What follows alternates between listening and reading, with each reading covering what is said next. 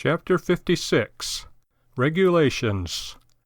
A very good friend, a minister, was planning to build a Christian school building. The only way to get all the plans approved in time was to take the papers to the county offices, carry them from one clerk in office to another, and spend day after day for a few weeks pushing through all the necessary permits. By that time he had spent so much time in the county offices that some officials began to assume that he worked there.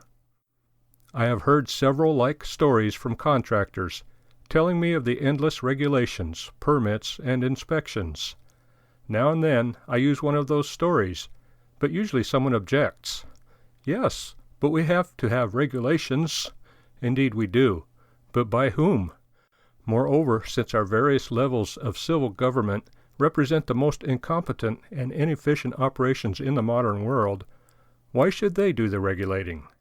Is the point of it all to reduce everything to the same level of incompetence as government maintains?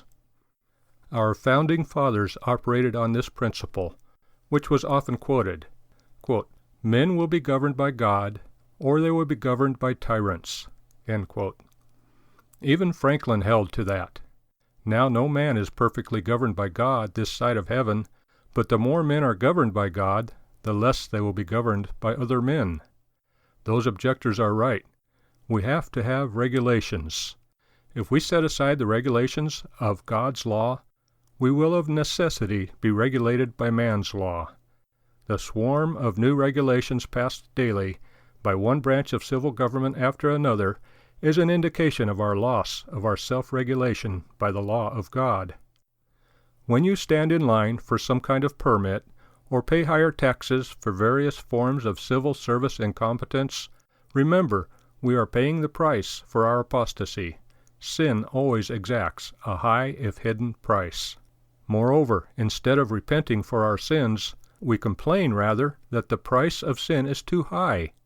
We dislike taxes and regulations and complain about them instead of seeing how seriously wayward we are in departing from the Lord.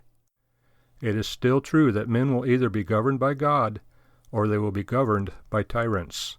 In spite of their complaining, it is clear that most people prefer tyrants. Where do you stand?